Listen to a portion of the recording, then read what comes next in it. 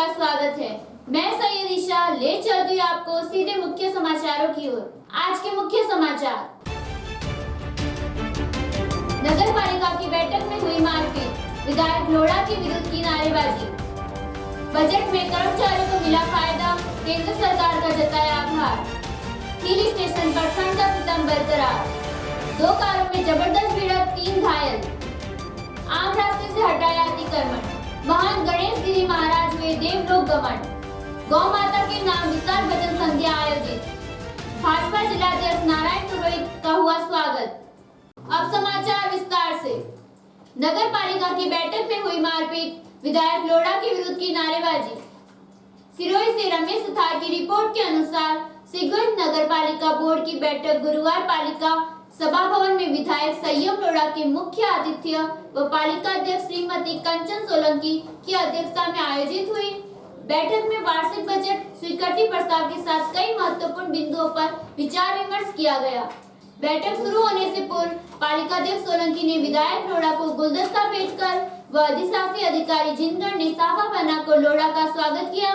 बैठक में चर्चा के दौरान पार्षद अब्बास अली ने पालिका अध्यक्ष सोलंकी से तीखी बहस की, जिस पर भाजपा पार्षद अशोक अग्रवाल, किशोर आर्य व लक्ष्मण परिहार ने खड़े होकर अब्बास अली से बहस करना शुरू कर दिया। तत्पश्चात कई पार्षद कुर्सी छोड़कर खड़े हुए और सभी आपस में बहस करने लगे। बहस देखते ही देखते निजी आरोपों पर पहुंच गई, जिस पर पार्षद रमेश सोनी गोटू ने लक्ष्मण परिहार से मारपीट शुरू कर दी। इसी मारपीट से लक्ष्मण परिहार के सिर पर कुर्सी लग गई, जिससे उनके सिर पर घाव हो गया व खून बहने लगा।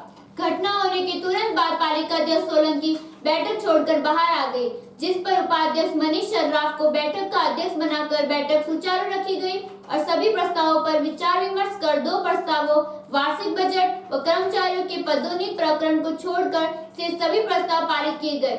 घटना की जानकारी सिगुंज पुलिस थानाधिकारी राजेंद्र सिंह राजपुरोहित को मिलने पर मय जाब्ता मौके पर पहुंचे। देखते ही देखते घटनाक्रम की जानकारी शहर में फैल जाने से आक्रोशित लोगों की भारी भीड़ पालिका के बाहर जमा हो गई।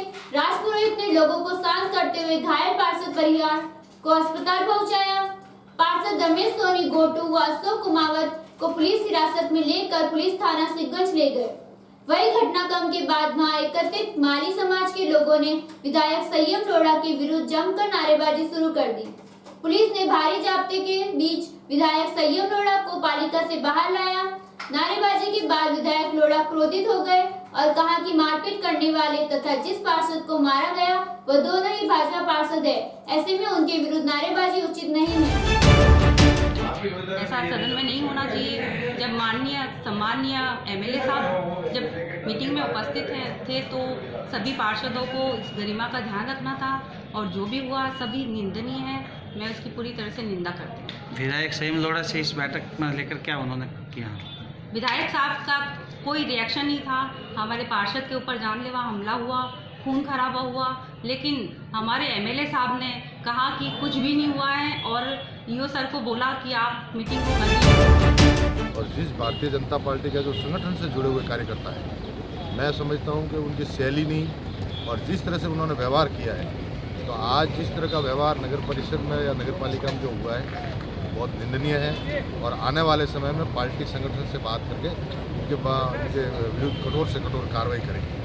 मैं समझता हूं कि कांग्रेस के निर्दलीय जो पूर्व विधायक है और अभी जो वर्तमान में विधायक है, वो अगर मीटिंग में मौजूद रह करके हमारे कार्यकर्ताओं के साथ में ऐसी मारपीट कराते हैं तो ये भी निंदनीय है कि आने वाले समय में हम भी 10 साल से यहाँ एमएलए थे और 10 साल के कार्यकाल में आज दिन तक नगर परिषद या नगर पालिका में कई ऐसी घटना होने नहीं दी।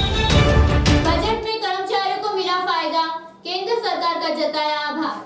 विजय प्रकाश वैष्णव की रिपोर्ट के अनुसार राजस्थान राज्य कर्मचारी महासंघ व शिक्षक संघ राष्ट्रीय ने केंद्र सरकार का आभार जताया। वरिष्ठ कर्मचारी व शिक्षक नेता गोपाल सिंह राव के अनुसार केंद्र सरकार ने अंतरिम बजट के तहत कर्मचारियों व समस्त करदाताओं के लिए बहुत बड़ी घोषणा करते हुए 5 लाख तक की आय को कर मुक्त रखकर ऐतिहासिक स्वागत योग्य फैसला लिया। महासंघ ने कर्मचारियों के हित में मांग रखी थी, जिसे मोदी सरकार ने मानकर बड़ी राहत पहुंचाई है। बजट में सरकार ने टैक्स पेयर्स को बड़ी राहत देते हुए टैक्स स्लैब में बदलाव करते हुए ऐलान कर दिया कि 5 लाख रुपए तक की सालाना आमदनी पर कोई भी टैक्स नहीं लगेगा। साथ ही 5 से 10 लाख रुपए तक की आमदनी पर 20% टैक्स लगेगा। वहीं 10 लाख रुपए से ऊपर की आमदनी पर 30% टैक्स लगेगा। मोदी सरकार ने इस बार जो बजट जारी किया है वो कर्मचारियों के लिए एक बहुत बड़ी सौगात लेकर के आया है और कर्मचारियों की बल्ले बल्ले कह सकता हूँ हुई है। टैक्स की सीमा जो सरकार ने पहले 2.5 लाख कर रखी थी उसको जस्ट दुगना करते हुए 5 लाख तक की आय को आयकर से बिल्कुल मुक्त किया है।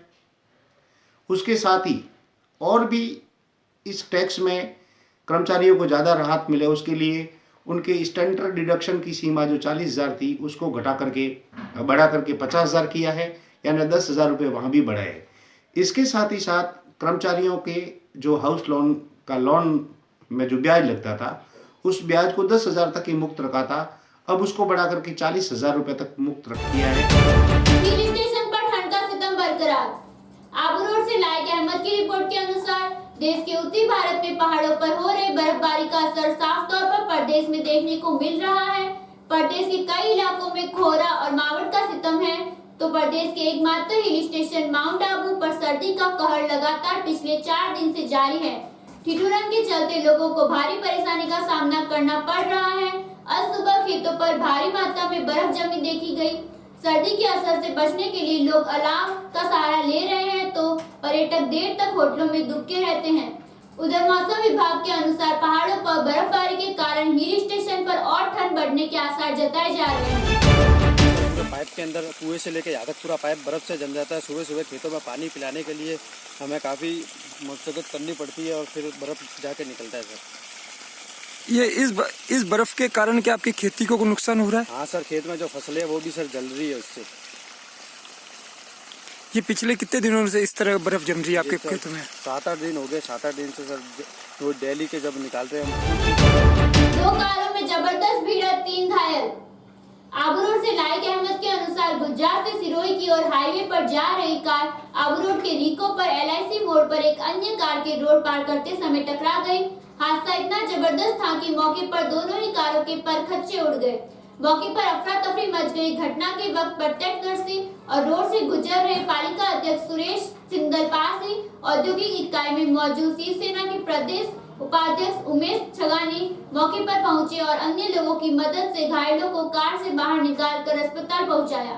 हादसे की सूचना मिलने पर रीको थाना के छगनलाल डांगी मौके पर पहुंचे और घटना के बारे में जानकारी ली।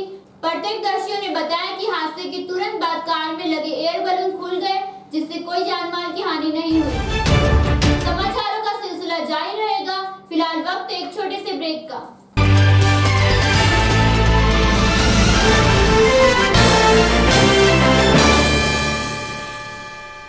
नाकोड़ा टाइल्स की सैकड़ों वैरायटी, फर्श, किचन और एलिवेशन की शानदार डिजाइनों के साथ संपूर्ण सैनिटरी किफायती भाव में मिलने का एकमात्र स्थान नाकोड़ा टाइल्स, नारायण पथ, मानपुरा कॉलोनी, जालोर।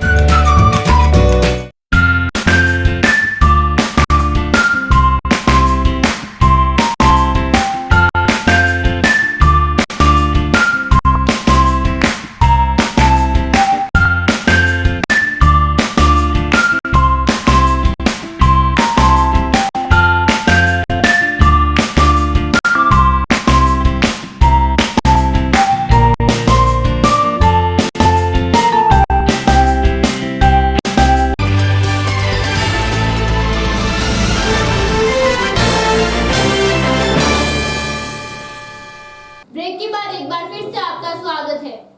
आम रास्ते से हटाया अतिक्रमण। रेवदर से नरेश चौधरी की रिपोर्ट के अनुसार कस्बे के समीप मारोल गांव के राजकीय स्कूल के सामने स्थित तालाब पर कुछ लोगों द्वारा अवैध रूप से अतिक्रमण कर रास्ते को अवरुद्ध कर दिया गया था, जिससे लोगों को आवागमन में काफी दिक्कतों का सामना करना पड़ रहा था, जिसको लेकर ग्रामीणों ने अतिक्रमण हटवाने हेतु उपखंड अधिकारी को ज्ञापन सौंपा था। उपखंड अधिकारी ने भी ग्रामीणों की समस्याओं को गंभीरता से लेते हुए अतिक्रमण को हटवाकर रास्ते को खुलवाने के आदेश जारी किए गए थे। आदेशानुसार तहसीलदार सुरेंद्र बी पाटीदार आरआई व सरपंच खेतदान चारण ने पुलिस प्रशासन जाब्ते के नेतृत्व में जेसीबी की सहायता से अतिक्रमण को ध्वस्त कर रास्ते को खुलवाया कर महंत गणेश गिरी महाराज हुए देवलोक गमन। देवदर से नरेश की रिपोर्ट के अनुसार दांतराई गांव में स्थित अति प्राचीन जागेश्वर महादेव मंदिर कोठार के महंत गणेश गिरी महाराज के देवलोक गमन होने पर क्षेत्र में शोक की लहर छा गई। महाराज के देवलोक गमन होने पर कई मठ के मठाधीशों व दर्जनों साधुओं और सैकड़ों की संख्या में भक्तगणों की मौजूदगी में जागेश्वर कोठार से लेकर दांतराई कस्बे के मुख्य मार्गों से होते हुए बैकुंठी निकाली गई। महाराज गणेश गिरी की बैकुंठी दांतराई कस्बे में पहुंचते ही हर कोई भक्तगण महाराज की एक झलक पाने के लिए आतुर नजर आए।